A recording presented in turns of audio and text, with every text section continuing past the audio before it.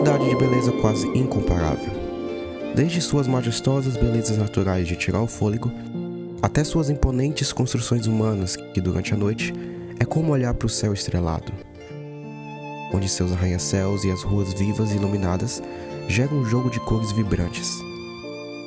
Considerado um símbolo de inovação e modernidade, e sendo uma das maiores economias do mundo, Hong Kong também carrega uma cultura milenar e fantástica, que atrai turistas de todos os cantos do mundo, sendo um verdadeiro exemplo da civilização contemporânea.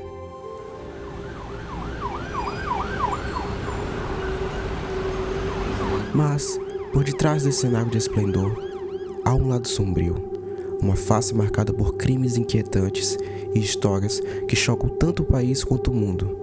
Entre elas, um caso tão cruel que expõe as profundezas da depravação humana. Esse é o caso do assassinato Hello Kitty.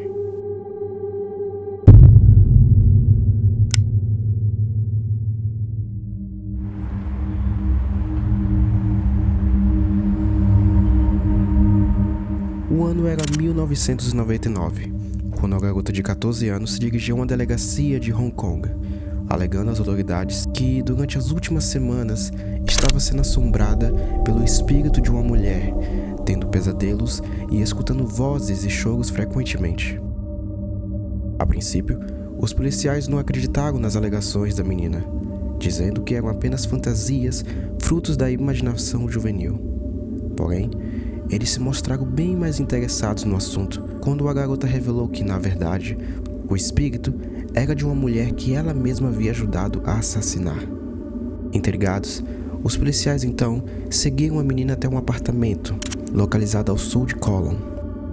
Ao cruzar a porta do imóvel, eles se depararam com uma das cenas mais chocantes que marcariam suas carreiras e vidas pessoais, tornando público as crueldades que aconteceram naquele local. Mas o que aconteceu ali, afinal? E quem era essa mulher? Esta é um pouco da vida trágica de Fei Me.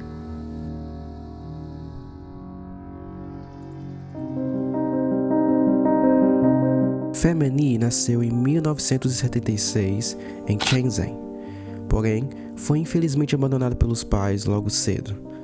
Ela cresceu desde então em um orfanato para meninas em Mata Wai, localizado no distrito de Hong Kong. Entretanto, ao atingir a idade limite de permanência no orfanato, com 15 anos, foi meio que forçada a abandonar o local. Sem qualquer apoio externo ou familiar, sem estudo e emocionalmente frágil, Fei Me passou a viver por si mesma, nas ruas, onde provavelmente por influência de outras pessoas daquele meio, desenvolveu vício em drogas e como fonte de renda para sobreviver, acabou caindo na prostituição. E também chegou a praticar pequenos delitos para ajudar na sua sobrevivência e, além disso, presumidamente para sustentar o vício que tinha desenvolvido. E durante muito tempo, aquela foi a sua realidade cruel para uma garota jovem que era.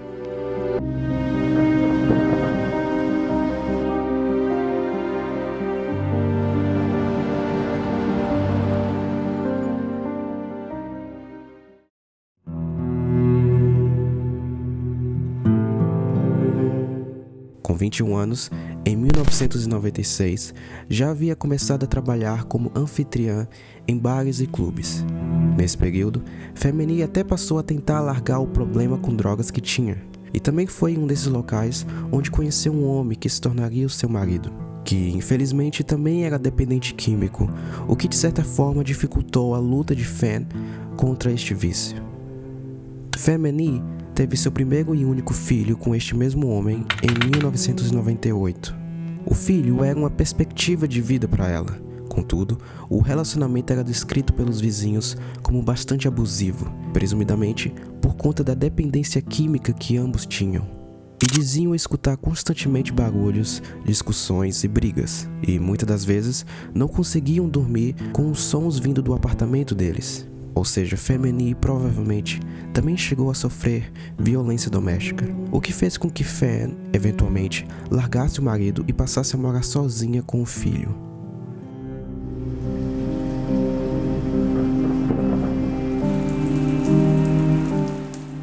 Nessa mesma época, trabalhava em um bordel local como prostituta, o que gerava um melhor rendimento financeiro, provavelmente para trazer uma melhor qualidade de vida para o filho. Infelizmente, foi nesse local que conheceu Fan Menlock, um homem que era um cliente frequente e que constantemente pagava Fan por longas sessões de sexo com ela, consequentemente passando bastante tempo juntos. Porém, esse cara não era a flor que se cheire. Menlock era um cafetão, traficante de drogas e membro da tríade de crime organizado chinesa. Locke também usufruía de muita metanfetamina, que, resumidamente, é uma droga que causa bastante euforia ao usuário e aumento de confiança. E quando usado por esse tipo de pessoa, o resultado pode ser severo.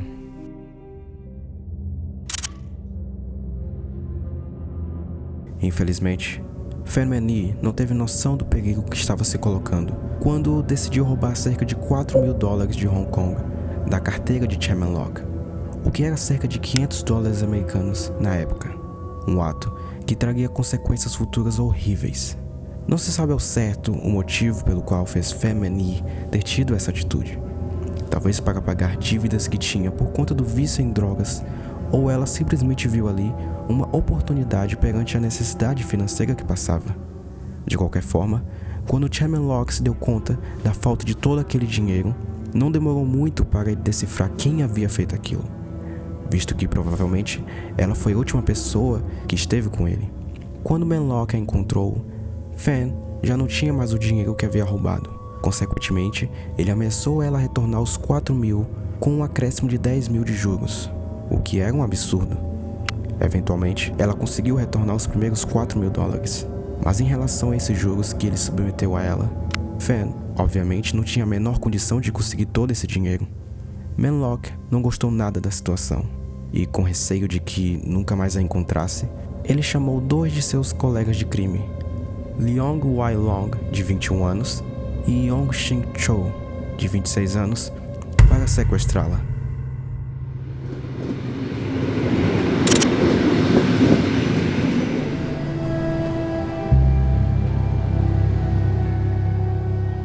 Quando a encontraram, ela foi levada a um apartamento de número 31, alugado por um dos comparsas de Chairman Locke, localizado em uma rua chamada Granville Road.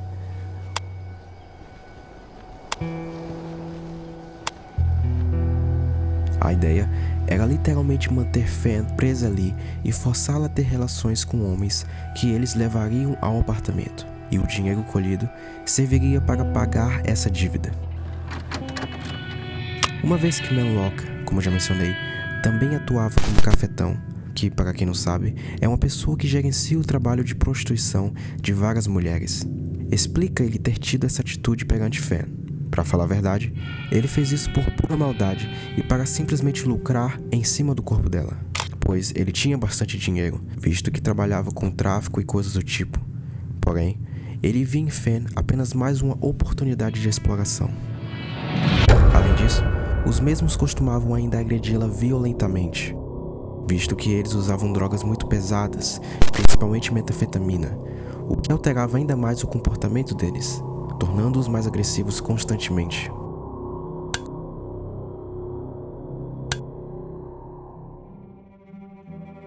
As torturas tornaram-se parte de sua rotina, a ponto de Fan estar tão ferida e debilitada que já não era mais vista como atraente pelos homens que eles traziam. Quando perceberam que não podiam mais lucrar com ela, ao invés de simplesmente libertá-la e encerrar seu sofrimento, decidiram continuar com as torturas e espancamentos, usando ela como brinquedo, provavelmente pela possibilidade de serem denunciados às autoridades se a deixassem ir. Mas isso não tira o fato de que encontraram prazer sádico na situação. Foi nesse contexto que aquela garota do início do vídeo entrou em jogo. Ela nunca chegou a revelar o nome verdadeiro às autoridades, pedindo apenas para lhe chamarem de Ah Fong. Ela era, entre aspas, namorada de Chairman Locke, ou apenas uma de suas prostitutas, o que já é algo bastante errado, visto que ela só tinha 13 anos naquela altura. Ela constantemente visitava o apartamento, onde, além de testemunhar praticamente tudo o que aconteceu com Fan, também chegou a participar parcialmente de toda aquela crueldade. Inserida tão jovem nesse ambiente tóxico e violento, sua mente foi rapidamente corrompida pela convivência com indivíduos de mentalidade tão deturpada.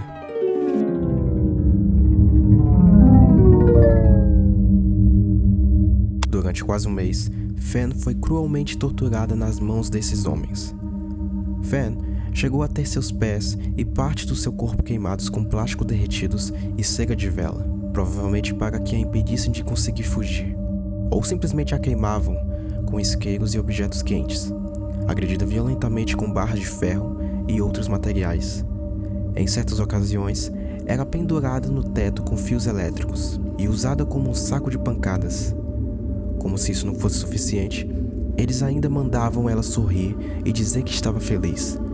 Se ela não fosse convincente o suficiente, bateriam ainda mais forte. Fan tinha sal e pimenta colocado em suas feridas, causando uma dor agoniante. Foi forçada uma vez a ingerir óleo de motor para queimar suas cordas vocais, para supostamente impedir Fan de gritar por ajuda. Basicamente, eles procuravam qualquer coisa no apartamento que poderia surgir como fonte de tortura, como utensílios de cozinha e coisas do tipo. Era um jogo que eles jogavam. Se ela não fingisse estar feliz, bateriam ainda mais forte. Disseram para ela sorrir enquanto a queimavam. Era uma atmosfera divertida, disse a Fong no seu depoimento.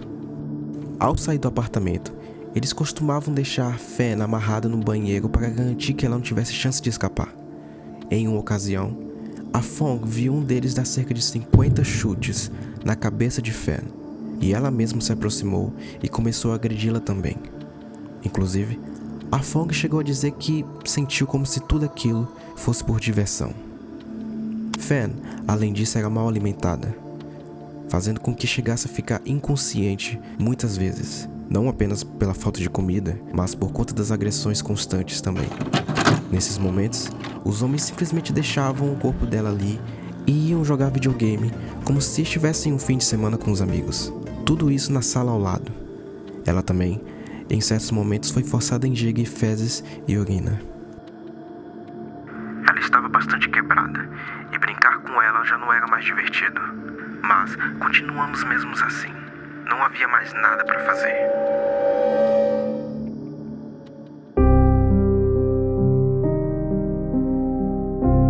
Todo esse terror e tortura constante perduraram por dias e dias, e já era de se presumir que Femeni não aguentaria tudo que estava passando nas mãos deles por muito tempo. Até que após quase um mês, a Fong estava dormindo e quando acordou na manhã por volta da metade do mês de abril de 1999, Fan estava finalmente morta e livre de seu sofrimento. Chamelok e seus colegas argumentaram entre eles para tentar chegar a um consenso do que fazer com o corpo dela, o que seria uma tarefa difícil, simplesmente tentar sair dali com um cadáver, visto que a rua do apartamento é muito movimentada e alguém com certeza viria o corpo. Mas teriam que tomar uma decisão, pois logo o cheiro se espalharia. Nisso, Chamelok tomou uma atitude bárbara. Ela teria de ser destruída. O corpo magro e cheio de feridas e hematomas foi levado para o banheiro do apartamento para que o sangue possa ser drenado. E lá, eles utilizaram uma serra e começaram a desfazer o corpo dela aos poucos, para se livrarem das evidências mais facilmente com o passar dos dias. Partes sendo descartadas em sacos de lixo e outras armazenadas na própria geladeira. Além disso, para retardar o cheiro fétido de carne, eles cozinharam partes dos restos mortais e armazenaram na geladeira com os órgãos de Fan. Eles fizeram esse processo com todo o corpo dela, se livrando aos poucos. A Fong mencionou que um dos homens chamou ela até a cozinha para mostrar a cabeça de Fan que estava a ser cozinhada em uma panela, para que restasse apenas o crânio. A Fong também mencionou que com o tempo sentiram fome e utilizaram o mesmo fogão que estavam cozinhando os restos mortais de Fan para fazer macarrão. E nem sabemos se talvez eles utilizaram a mesma colher para mexê-lo. Por algum motivo, decidiram pegar o crânio de Femeni e colocar dentro de uma enorme pelúcia da Hello Kitty que havia no apartamento, a mesma da imagem. O motivo para terem feito isso continua um mistério. O que, na minha opinião, não deve ter uma explicação muito lógica, considerando a mentalidade bizarra desses caras, refletindo de certa forma o fato de que estavam se divertindo com toda aquela situação.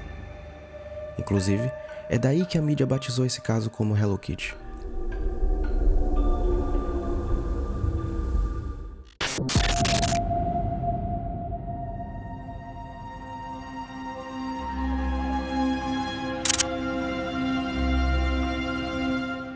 Alguns dias se passaram e a Fong foi parar em um orfanato por pequenos delitos que cometera. E lá, ela começou a ter pesadelos praticamente todas as noites, referente às torturas e toda a crueldade causada em Fan, e ainda escutava vozes da mesma, como se estivesse sendo assombrada. Talvez não fosse o espírito de Fan de fato, mas sim o seu psicológico abalado com o que havia presenciado e feito. A Fong não aguentou isso por muito tempo e finalmente decidiu dar um fim a esses pesadelos, confessando todo o crime cometido naquele apartamento.